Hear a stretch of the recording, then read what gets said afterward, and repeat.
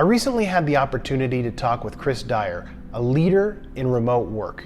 I had some questions about how remote work would possibly affect the real estate market, and Chris was gracious enough to talk with me for a while and answer some of my questions.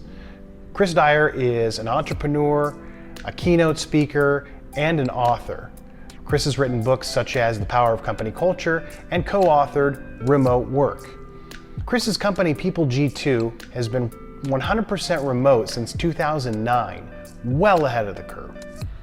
Chris, can you explain remote work a little bit for those of us who don't totally know what it is? Are there any restrictions? Can you live anywhere in the world that you want?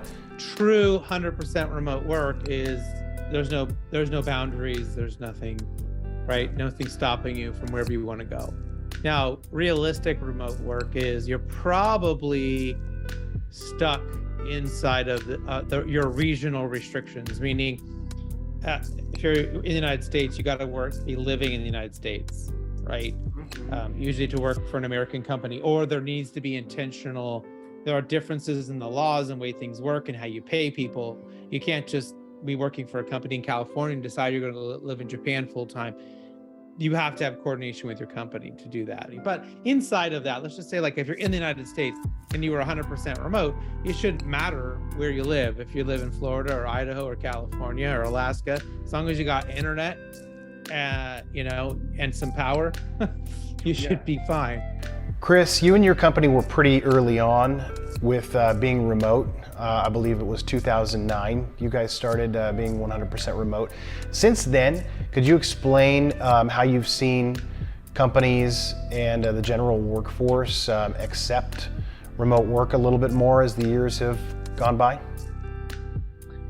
Sure. So prior to the pandemic, remote work was slowly gaining acceptance, and we were seeing more and more companies do it. But it was still hampered by this idea that only certain companies could do it, only certain industries could do it. And there wasn't the kind of innovation that occurred, during and post-pandemic. So, there was a lot of good progress, a lot of good acceptance. We certainly saw that startups and small companies, agile companies, companies that could leverage teams across the globe, across time zones, really leveraged remote work. And it was more of an advantage for those types of companies to outperform, outmaneuver, and out-innovate larger competitors because they could take advantage of talent, cheaper talent across the globe. They could take advantage of different types of working scenarios. So it really was for the innovative. It really was for the progressive-minded. This wasn't for the traditional. And how would you say remote work was affected by the pandemic? So one of the few silver linings of the pandemic was the incredible innovation that occurred and the sort of breaking through the assumptions and the old ways of thinking of management, right? People were forced, they absolutely could not get around remote work.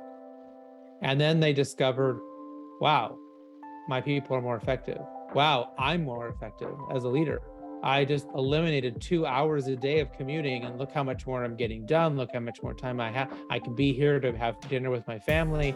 I can take the dog for a walk. I'm not spending money on gas and food. And they realized all of these benefits.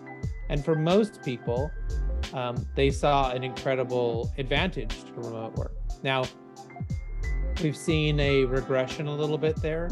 Those companies that needed to justify their real estate, or managers that couldn't figure it out, how to do the advanced techniques of remote work to really ensure that collaboration continues. We're seeing this hybrid movement now. But COVID really, I think, did 10 or 15 years of progress in that short 18 to 24 months. What percentage of remote workers make up the current workforce? What is remote? Does that mean you get to work flexibly sometimes, all of the time, right? Is hybrid remote? So let's just say, what percentage of people have some flexibility in their work now? It's up into the 50, 60 percentile. which is pretty staggering, right? Now, that might mean that they're still going in the office 3 days a week, 4 days a week. But if they have some flexibility, it's pretty high. When do you think remote work will become the majority of the workforce? Again, using the definition of if it's remote or flexible, I think we're at that point. Whether or not we will dip below 50 before we kind of come back from that. So the pandemic certainly helped us have huge numbers up. If there is a recession coming, how will that impact that? Companies might be willing to do more remote work to save money and keep their people. They might also do the opposite and cut all of remote work and slim their workforces down and shove them all back into that terrible cubicle farm. So it will be interesting to see the trends that come out of that should there be a recession. What realizations do you think people are coming to once they've been working remotely for a little while? I don't need to be in this really expensive city anymore. I don't need to be living in an apartment with all these people all over me. I can go live on 3 acres in Idaho or 12 acres in Texas or somewhere else in California or whatever. And I can have a better experience for my family and myself and more living space with the same salary. Are you seeing any trends in relocation? And from your perspective, is there any advantages to companies allowing relocation? As far as relocation trends? Yeah, so we certainly saw a lot of movement from people that wanted to relocate and move, and for lots of different reasons. We've been very pro allowing them to work wherever they want to work inside the United States. If it needs to be out, we have to have a real conversation because there is a lot of complexity there. And we often intentionally hire people. We go and recruit people who have the need to frequently relocate. And it is an advantage for them to work for us. It's an extra kind of layer of stickiness that we can keep them long term because we are very open and willing to allow them to move as much as they need to move. And so for us, we've been able to get like supercomputers, like just incredibly brilliant people who were essentially unemployable because they were gonna have to move it too much. What are some common reasons you're seeing for people relocating? Imagine you have somebody whose father is, they're in California and their father's in Louisiana and the father gets sick and they have to relocate to take care of them.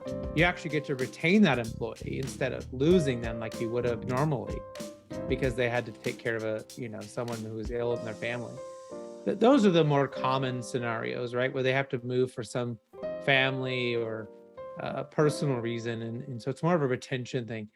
It's a pretty big deal to have someone have to move, right? But we have had people. Sure. It has happened, and so the good thing is we get to retain them. Yeah.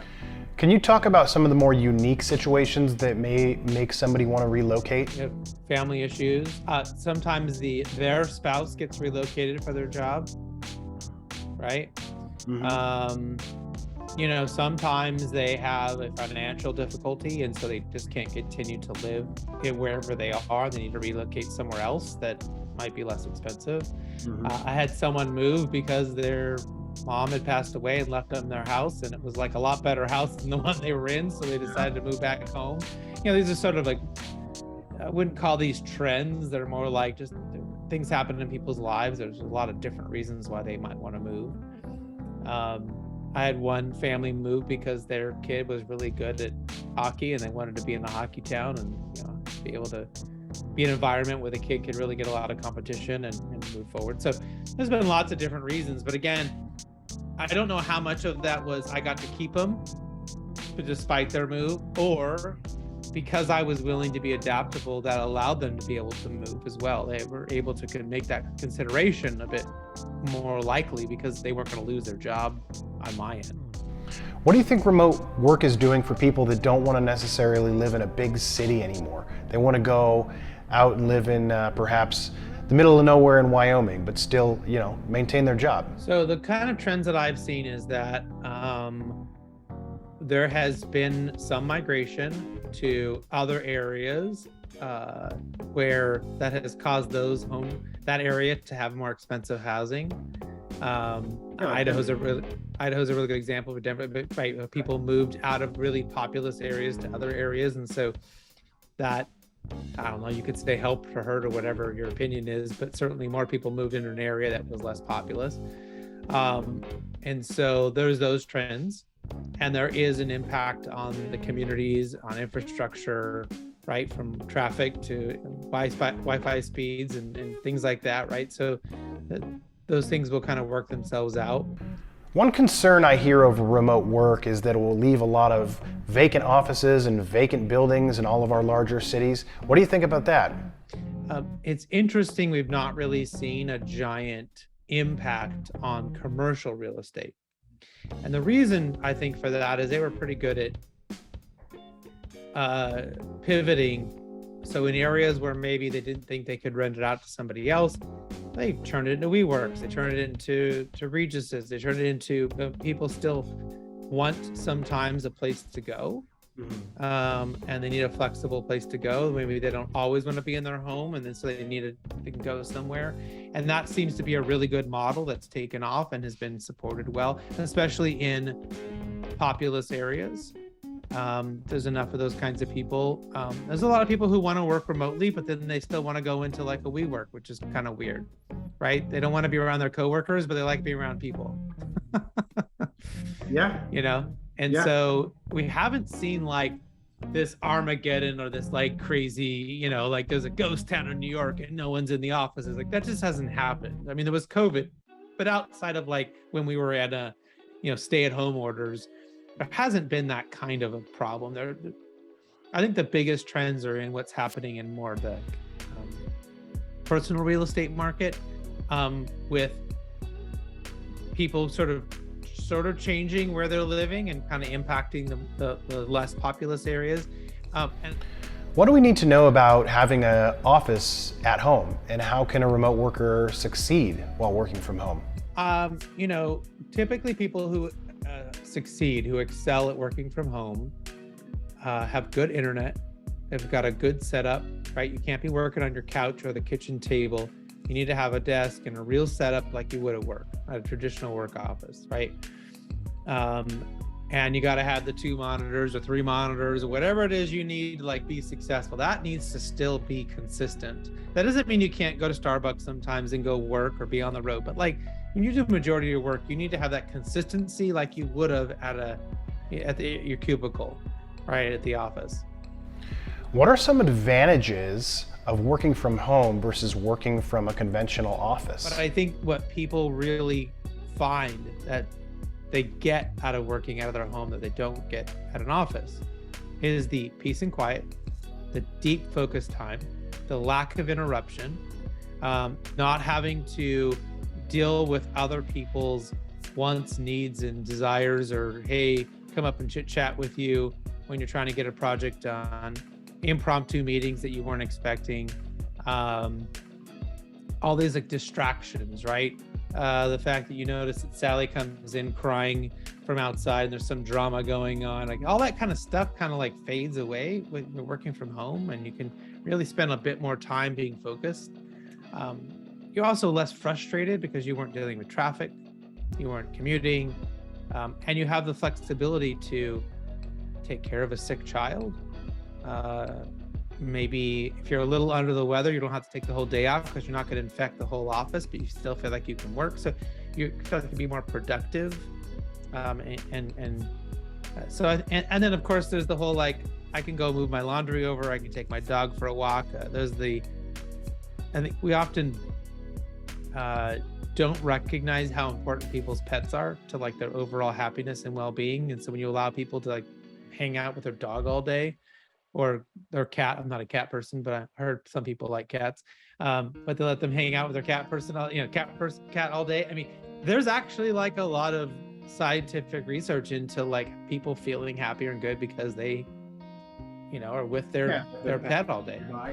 Why do you think it's important for us as remote workers to have the benefit to move almost anywhere we want in the United States? I mean, people are so different. Some people want to live in a big city and be around the energy and have 5,000 coffee shops that they're, you know, turning any which way. And you have other people that want to live out in the wilderness and be away from people. And certainly people that want to live in a suburb and have a small community of neighbors that they can rely on. And, you know, there does seem to be this different strokes for different folks, I guess, right? So, yeah, and there's, and at least in the United States, there's plenty to choose from. You can move and be in whatever kind of environment you want to be in. I mean, that's if you're overly conservative, if you're overly liberal, if you're somewhere in the middle, you have a home. If you like, you know, suburbs or big cities or wilderness, you got a place to go.